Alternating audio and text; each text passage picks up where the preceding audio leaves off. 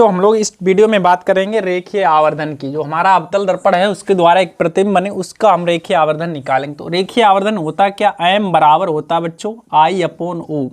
मतलब किसी वस्तु के प्रतिबिंब की लंबाई और वस्तु की लंबाई के अनुपात को बोलते हैं रेखीय आवर्धन।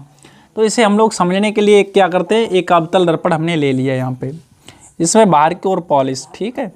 अब यहाँ से हमने क्या, इसकी मुख्य अक्ष है, ये फोकस बिंदु ऐप ले लिया हमने, ये हमारा वक्रता केंद्र हो गया सी। तो यहाँ पे एक जब वस्तु रखी है, यहाँ से एक प्रकाश किरण चली जो पैरेलल है किसकी, मुख्य अक्ष के समांतर जा रही है। इस तरीके से इसे दिखा देते हैं, मुख्य अक्ष के समांतर गई, मुख्य अक्ष के समांतर गई तो वो फोकस होके निकल जाएगी, ठीक। परावर्तन के पश्चात फोकस होके निकल जाएगी। दूसरी प्रकाश किरण जो है प्रकाशिक केंद्र सी से होकर जाती है, कहाँ से होकर जाती है बच्चों, सी से, तो होके जाएगी तो वो वापस उसी मार्ग में परावर्तन के पश्चात लौट जाएगी। यहाँ पे एक इमेज बन जाएगी इस तरीके से, ये वस्तु ए बी है, इसकी प्रतिबिंब बन गया ए डैश बी डैश, ठीक। यहाँ से यहाँ तक की दूरी को हम लोग यू कह देते हैं, वस्तु की दूरी है हमारी, ये जो हमारी है क्या है, हमारा प्रतिबिंब की दूरी वी हो गई। वस्तु की लंबाई को हम लोग ओ मान लेते हैं, ये किसकी लंबाई है, वस्तु की लंबाई, ए बी की लंबाई, मतलब ये किसकी है, प्रतिबिंब की लंबाई, ठीक है। तो प्रतिबिंब की लंबाई और वस्तु की लंबाई का जो रेशियो आता है उसे हम लोग बोलते हैं रेखीय आवर्धन। तो आइए हम लोग यहाँ पे बात करते हैं चित्र में बच्चों। यहाँ से थोड़ा हम एक काम करें, एक प्रकाश किरण अगर और निकालें तो इस तरीके से जाएगी और जो ध्रुव से टकराती है तो उसी एंगल से परावर्तित होकर यहाँ से बी डैश होकर निकल जाएगी। तो इसमें ये एंगल है इसके बराबर होगा, यहाँ पे ये एंगल किसके बराबर होगा, इसके बराबर होगा, ठीक है बच्चों। तो एक त्रिभुज बना है, ये पी नाम है त्रिभुज है, पी ए वी, देखो पी ए वी इस तरीके से आया ये, और दूसरा है पी ए डैश बी, इस तरीके से डॉट डैश करके हमने बनाया। इस पे ध्यान दो बच्चों, छोटा सा दिख रहा होगा यहाँ पे पी ए डैश बी। तो चित्र में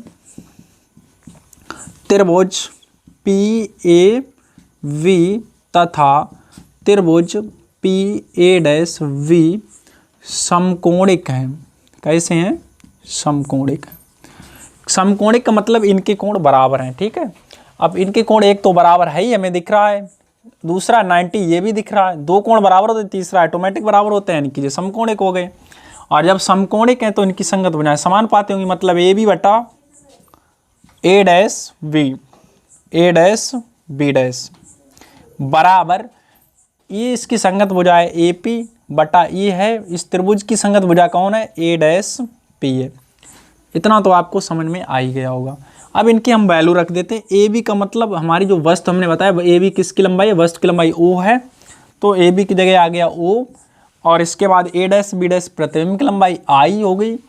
ए पी हमारी क्या है, वस्तु की लंबाई, सॉरी वस्तु की दूरी, तो यू हो गई, ये हमारी हो गई प्रतिबिंब की दूरी, ए डैश पी किसकी दूरी होगी, प्रतिबिंब। अब थोड़ा सा यहाँ पे निशान पे बात करें, चिन्हों पे बात करें बच्चों, क्या है, जैसे हमारे पास इधर के जो एंगल नपेंगे यहाँ से इधर साइड, तो ये हमारा पी पॉइंट यहाँ पे है एक तरीके से, पी हम पॉइंट को मूल बिंदु तरह लेते हैं यहाँ पे, ठीक है। तो इसमें जो इधर को जितनी दूरियाँ नपेंगे वो पॉजिटिव, इधर वाली निगेटिव, इधर वाली पॉजिटिव, नीचे की निगेटिव।